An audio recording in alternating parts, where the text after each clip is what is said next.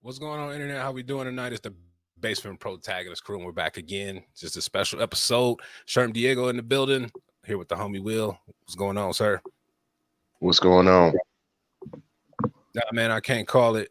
We're here tonight. Fresh is MIA. Well, I ain't gonna say he's MIA. He's kind of taking a sick night, so he's got to do what he's got to do. So shout out to him. Hope he feels better, taking care of the little people. You know how that goes. Will, we're here to wrap it up, man. Well, not wrap it up, but episode 4, Moon Knight. It's been a riot, man.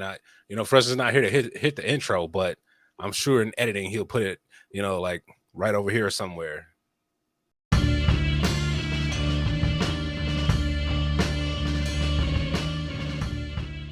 So, with that being said, episode 4, it was a crazy one. It's kind of went into stuff we talked about last episodes, and and shout out to you if you're listening on Spotify or watching on YouTube and things of that nature. However you find us, we appreciate you finding us. Go ahead and hit that like and subscribe button, and we'll go from there. But Will, episode 4, it kind of went exactly as we spoke on, as Mark is revealed to be inside of a mental hospital. That's kind of a pretty big reveal, and it was kind of one we always speculated on. What's your 2 cents on the episode this week? I think it kind of returned to a true form as far as the comics. When I was reading them, when I was reading the Moon Knight books, you weren't sure of what was really happening, what was real or what wasn't real. I don't know.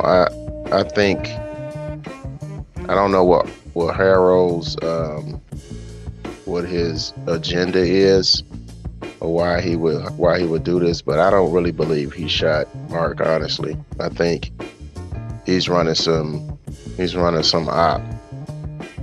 So you think this is the classic double kind of, you know what I mean? He thinks he's in the hospital, he's not really in the hospital, he's really in Egypt, and so it's the age-old double cross for the audience. I don't know. As you mentioned in the episode, Mark ends up getting shot and winds up waking up inside of a mental hospital once he got all into Egypt. Up until that point, this episode kind of for me wasn't the strongest, but it did work out. I don't know how you felt about it. It ended weird, but I mean, it's a standard MCU show. Like I said, I've said it before, but like the second to the last episode is when the Dire Straits, and that's when the show actually really becomes interesting, in my opinion. As Joe Casual, what did this episode do for you? Because me personally, I got a little more invested. I didn't get a lot more invested. I'm sure Fresh was around. In fact, I wish he was around, because I'm kind of curious to hear what he felt about the big reveal, quote unquote. As we all know that, or at least we think we know, that Mark has a mental problem, but it turns out he might not have one, or he just might. I don't know. So he's definitely struggling mentally, man. He's got he's got a fractured psyche, definitely. But the 2 things I took away from it is that third sarcophagus. I don't know why they saw it and it was moving and they didn't even question or even go open it. I think they would have met that third personality that's been lurking in the background, even though they know that if I didn't murder a room full of people and you saying you didn't murder a room full of people, who did? You know what I'm saying? So they're not even questioning that, which I don't think is realistic. And then the hippo at the end that was talking, but I'm not sure if that was, I thought the guy that they're supposed to be trying to stop was like some kind of alligator lady. Isn't that Amit? I don't know if that's the physical, manifestation, but again, right, if we've been dealing with this whole Amit storyline this whole time, you say 5 is something to look out for, and I'm still trying to get my mind wrapped around 4. I can't even imagine what 5 can even bring to the table. It's just gonna be more mind fuckery going on in that episode. I think unraveling and getting out of that maze and discovering that he's probably shot with blanks and they've got his girl on some kind of psychedelics. But I don't know, man, because some of the orderlies, like that black guy that was in episode 4, yeah, Layla killed him. You know what I'm saying? So I don't know how much of it's real or not, but I mean, he doesn't have his armor anymore, so either he got shot with blanks or, you know, I don't know what the alternative is. He doesn't have his powers anymore to be able to heal from like a gunshot wound, so it's got to be fake. Wasn't that the big ending for this episode where they retrieve the Khonshu statue out of the sarcophagus or whatever in the episode? Well, no, the ending of the episode was them running into the hippo goddess or whatever when they ran through that door and they saw her and they started screaming. But wasn't it the part where they're like reaching down, you know what I'm saying, the mummy's gullet, and they pull out the little statue and it's like, oh, Khonshu statue revealed. You know what I'm saying? Like an RPG or something. I swear that. I know the little lizard guy that they was fighting, but that was Ahmed. That was the guy that they've been trying to fight or stop. I'm tripping, man. This episode, it was kind of all over the place. A lot of the internet's friend of mine, you know, a lot of people I've seen referred it to as the mummy type of episode. So it was kind of a mix of both in a way. So I don't know. You know what I mean? Jake Lockley might be in that third personality as we spoke on last week, but I don't. You know, we'll see. You know what I found interesting when those gods took Khonshu and they put him in that room, and you saw like they slow pan. They did that slow pan, and they showed that it was other gods, right? So I'm thinking they setting up for a potential season 2.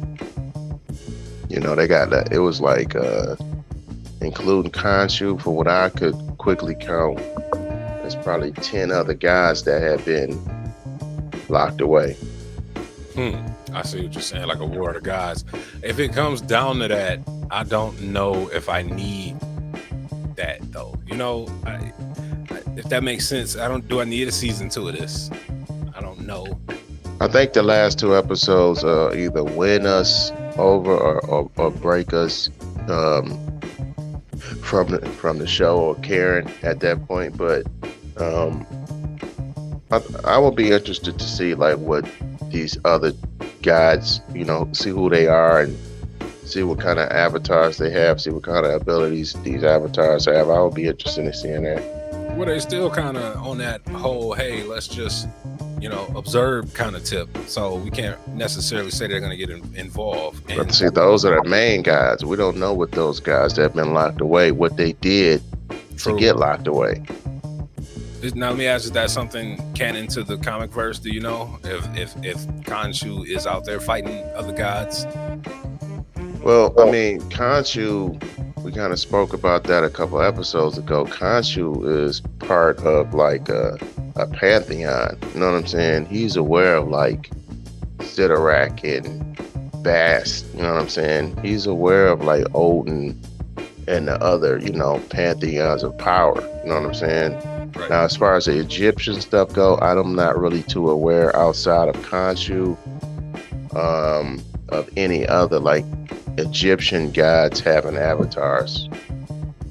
Fair enough, because I mean, first things first, we don't even know if things are real. And let me give a correction that the hippo lady is Taweret. You know what I mean? And she is the Egyptian goddess of childbirth. We don't know about her purpose, but you know, that's just is she Khonshu's love interest? Is she there to help? Is that the one that was in love with Khonshu back in the day?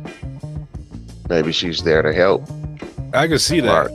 Yeah, because there's always a plot ass pull when things of like that nature show up. Oh, the guy's old love interest. Here's your hey, it's very convenient. Here she is on the scene. I could see it. You know, I don't know what else it could be. why would she be in here? And especially if she's like the god of fertility or rebirth or birth and things of that nature. That's already telling you right there. Childbirth, the goddess of childbirth. That's what she's known as. So we'll have to look back and see what Khonshu's love interest, what that god's name was. But that's more than likely, I'm thinking that might be her, and she's there to give Mark and Stefan a hand. Yeah, absolutely. Because that's kind of how the plot development has to work. Somebody's got to help him out. Now that they reveal or non-reveal that he's probably not in the hospital, I'm kind of disappointed now, to be honest. And it's I was kind of looking forward to him actually having these issues, because the Egyptian, and that sounds messed up, that really does, but the Egyptian thing was such a crazy stretch for me. I kind of need some kind of plausibility. So him waking up in a mental ward was like, oh, I can see that, especially the stuff he's got going on. But once he started noticing like the shoes, the cane, I mean, certain elements let him know that he wasn't like tripping. I don't know what the whole pop is. I don't understand like why they would, stop doing what they doing to basically try to trick him. And, I don't know what their game is. But looking at Arthur Harrow's character, when I looked him up, he is like a legit like Moon Knight, like the guy before Mark, like, and he cold, you know what I'm saying? So we don't know what his whole plan is. We'll see what the game is in episode 5. Yes, because knowing that now that I know that, so he is a legit, avatar of the gods. So that kind of does add to the plight or the plot, because it would be no way that he wouldn't be strong, right? He would have to be giving out hands and work and doing the things of the gods. So I'm more, they kind of don't explain how he broke away from Khonshu and what the strained kind of relationship is either. So I'm expecting to get a lot more of that from episode 5 and possibly 6. Any dude walking around on like shards of glasses and tents. Maybe Khonshu say, "Hey man, I want dedication, but I don't want this level of dedication." Yeah, you out here doing the most. I didn't ask for this. Hey man, chill. Hey. Yeah, he said he enjoyed his job. Maybe he enjoyed it a little bit too much for Khonshu's comfort. Yeah, you out here breaking guys' clavicles and orbital sockets and shit. Yeah, 40 days of eye bleeds and shit. I don't know. That's kind of an unfortunate mark, but that's kind of where we're at in this series. What do you think about the series overall? It's beyond the halfway point. Are you still just kind of, like, hey man, we got to finish it? Or, this is the thing, man. I grew up reading like Moon Knight books, Captain America books, Ghost Rider. Some of these characters are like some of my favorite characters. But over the years, I've gotten used to the Marvel treatment of these characters, and I've kind of grown numb and just take whatever they give me, man. It's not the best writing, but I know, episode 5 and 6 of these, or the second to the last of whatever, show we're watching as far as Disney, it gets interesting, it gets better, but I don't think we'll see any like crossover, any major characters. I ain't gonna lie, that's kind of disappointing. I was expecting to see a little bit, because I'm not getting the feel that he's involved with the rest of the MCU. There's no acknowledgement of nothing going on. And in the world that Feige has tied together, I kind of always want that. Like, hey, I need you to recognize that is crazy. I don't know. I think they have the unique ability to make this better than like the Netflix series, right? So I watched each of the Netflix series. I started with Daredevil, then I watched Luke Cage, Jessica Jones, Iron Fist, right? Then they did the Defenders series. So I'm thinking with Mark having that pantheon of like banished gods, there's a reason why those gods are banished. They're probably evil as hell. That would be dope if we could see those characters come along, and then we see Moon Knight, Kamala, and see She-Hulk. You know what I'm saying? You think these next 3 series are kind of going to be the equivalent of a Defenders series? That would be dope. If they could tie that all together, that would be a unique spin. The Defenders series was weak because they was just basically fighting a hand, which Daredevil had basically wrecked himself. So it was just no real threat to the overall cast. I mean, you got a guy that's bulletproof and a girl that's got super strength that can fly. So it's like, what is the real challenge for them? Some ninjas. Yeah. So they have the unique ability to tie that all together. I think that would be dope to see those Disney Plus street level heroes team up and put in some work eventually. Battling the damn gods. Mm-hmm.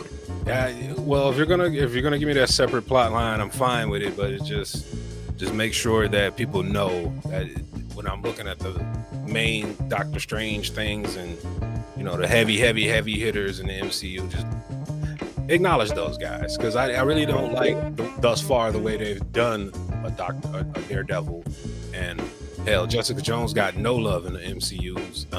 We already talked about how they did Kingpin, and of course Luke Cage isn't getting any shine anywhere, even though Luke Cage could come in handy in a lot of ways, but yeah, but see those guys,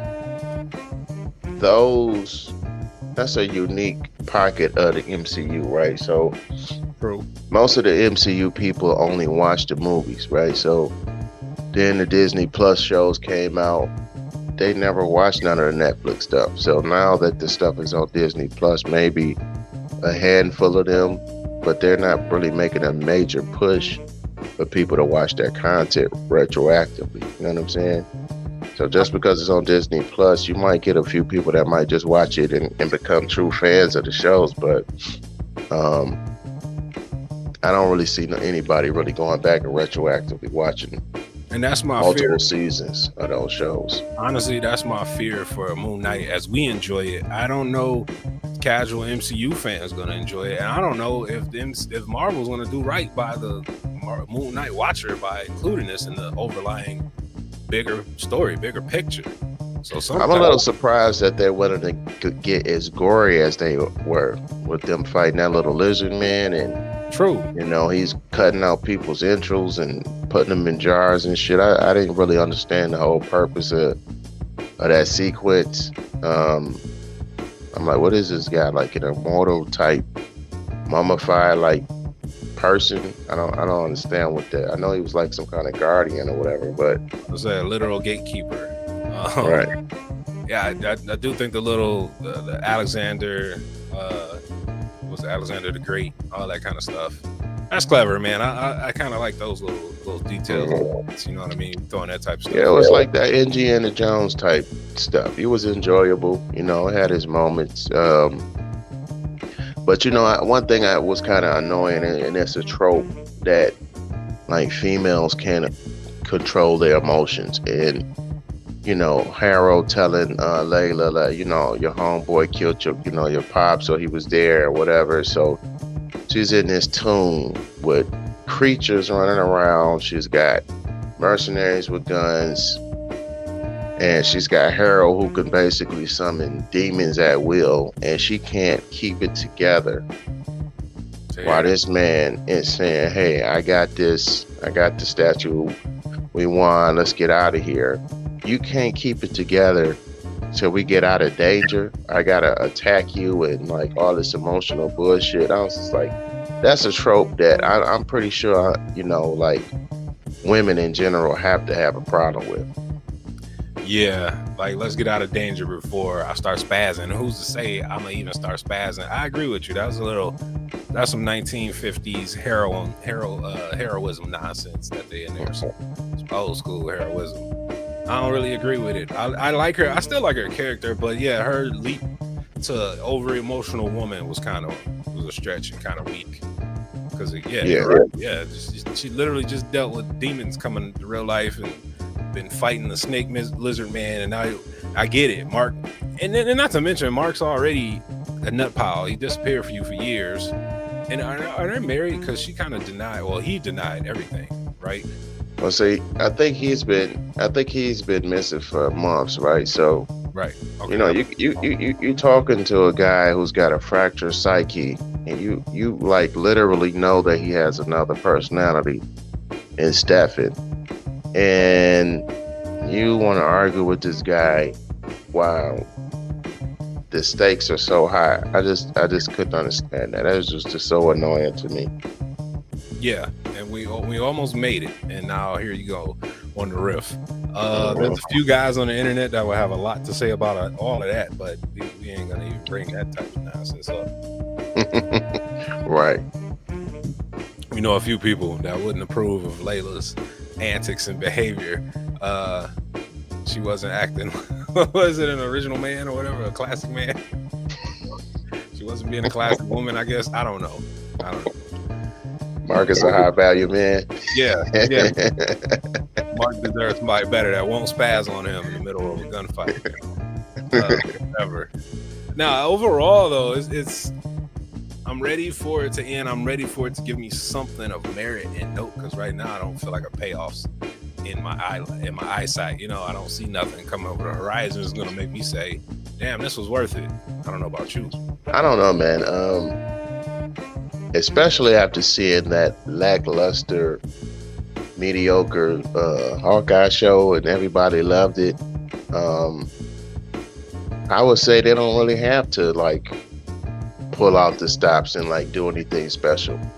You know what I'm saying? No, I disagree with that. As a fan, I disagree with that. All right, I agree and disagree. I believe they don't have to, because the casual Marvel person is just gonna be like, "We Marvel," you know. I don't care what you just give me Marvel.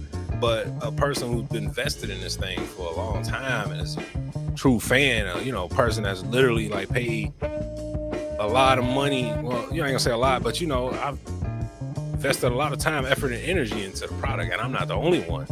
And not to say that I'm like special or anything, but I just notice a lot of people out here that do follow very closely that would not be satisfied with a mediocre ass payoff, because then you're like, phase 4 is off to a very bad start if that's the case. You know what I'm saying? I mean, but who's watching these shows really? You know what I'm saying? A hardcore fans are watching Moon Knight. You know what I'm saying? I think they made these shows in the hopes that, and they try to tie it to the overall story and say like, hey, you got to watch these shows, but they didn't tie. I mean, the only show that's really been tied to a couple shows that's been tied is Loki and Scarlet Witch.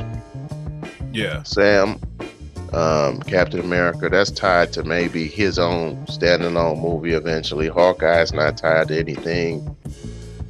I don't see that Moon Knight will really be tied to anything.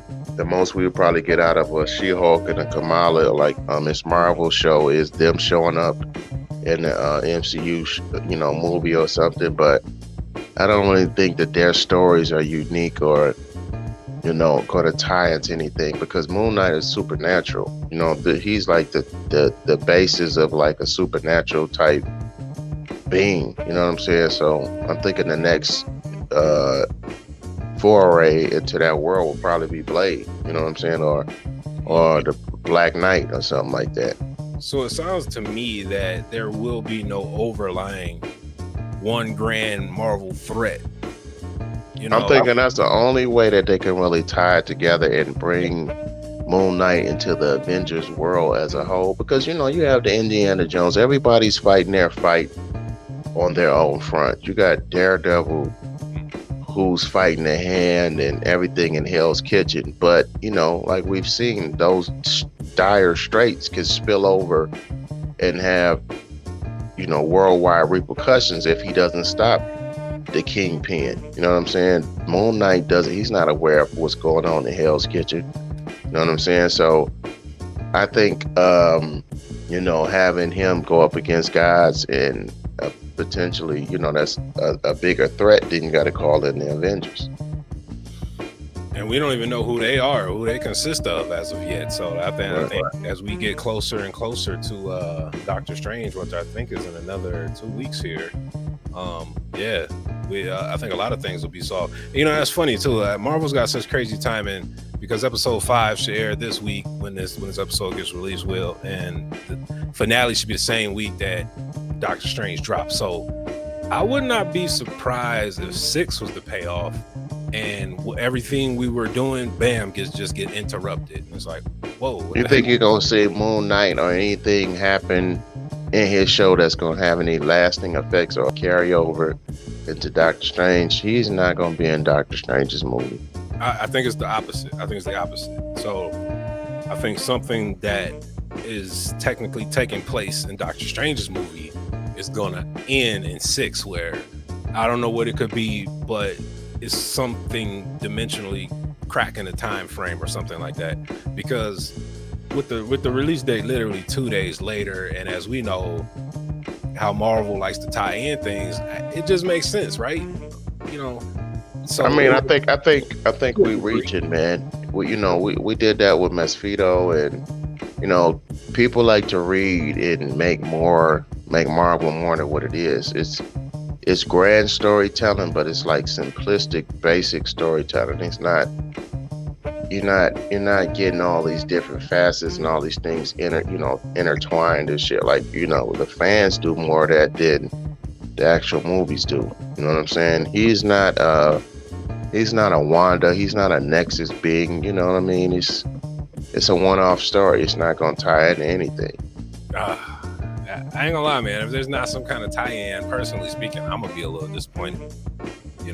Personally. I mean, Hawkeye wasn't no tie-in. It was just a standalone, feel-good show.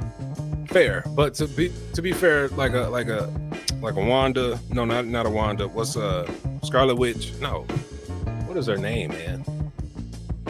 Black Widow. Okay, the street level guys that don't really have any major MCU repercussions, and I suppose Moon Knight will be on that same level where he's not hitting you hard over the head, and because Doctor Strange by far is the most powerful guy in the MCU, in a sense where if he does something stupid or wrong, everything's jacked up, right? If Moon Knight if he does something dumb, it may just be a bad day for a few thousand people, a few million, okay, maybe, but we're not talking about losing the entire space-time continuum. So I guess it's all about what kind of levels you're on as a character. So personally speaking, as this winds down, I hope there is going to be a tie-in, but you kind of beat the hard truth into my head. I don't think there will be a tie-in now. I will. Yeah, man. It's just go in, epically. It's a little, one-off story. You know what I'm saying? With potential carryover into a season 2 with that lingering threat, because there was a reason why they showed us those other guys. You know what I'm saying? Yep. So you had a lingering threat of, all these other guys that we don't know. They've been locked up for whatever reason. Khonshu is trying to help. That's why he's locked up. But were those other guys locked up because they were trying to help humanity and doing things that, interceding when the other guys felt that they should just be chilling? More than likely, no. Those other guys was probably trying to overthrow and connive and do different things. So they've been locked in stone for an eternity. So I think that's, the overall, in the back, lurking overall story and that we'll see play out in a few years. And don't forget that Harold is also kind of pulling the strings on the major guys. So we're going to see. I think that particular storyline is going to add a lot more to 5, and that's what I'm curious to see. You know what I'm saying? And he still has access to that temple for whatever reason, even though he's not an avatar. So he's definitely has access to that room and to be able to, maybe Ahmed won't be what he thought she would be. And, you know, he'll be displeased, and then he'll go after a more hardcore guy, you know. Or it'll be the age-old trick. Ahmed turns on him immediately. He thought he was, you know, oh, I thought I was on your side, and bam, she whaps him or something. You know how that goes. Same old plot line. But we're gonna see, man. I think we probably kicked it enough on episode 4 tonight here on the Basement Protagonist. I don't know how you feel about it, but I'm gotten the gist that 5 is gonna be pretty crazy, or if it's not, I'm gonna be very disappointed, man. Yeah, man, I'm just waiting to see this other personality, man. I don't care about the hippopotamus lady. I don't think we do either, but I wonder if the internet does. So we would appreciate your feedback, commentary, and likes and comments. So with that being said, I mean, it's another good episode. We're getting close to the end. We're getting close to a big summer of Marvel. As you know, we got the Rapitat on the Thor. I don't know if you got a chance to check out our Facebook and the Instagram and the YouTube, because all that stuff is on there. It's just been an exciting summer thus far, and we're just trying to give you the hottest content and give you the dopest discussion we possibly can on the internet. So we appreciate you tuning in here to the Basement Protagonist. And with that one, I think we're gonna wrap it up with episode 4 as we wind this Moon Knight thing down. Will, you got anything to add? No, that's all I got. All right, perfect. Well, with that being said, from Fresh, from the sick bay or wherever he's at, we're gonna get at you next time. Peace. Peace.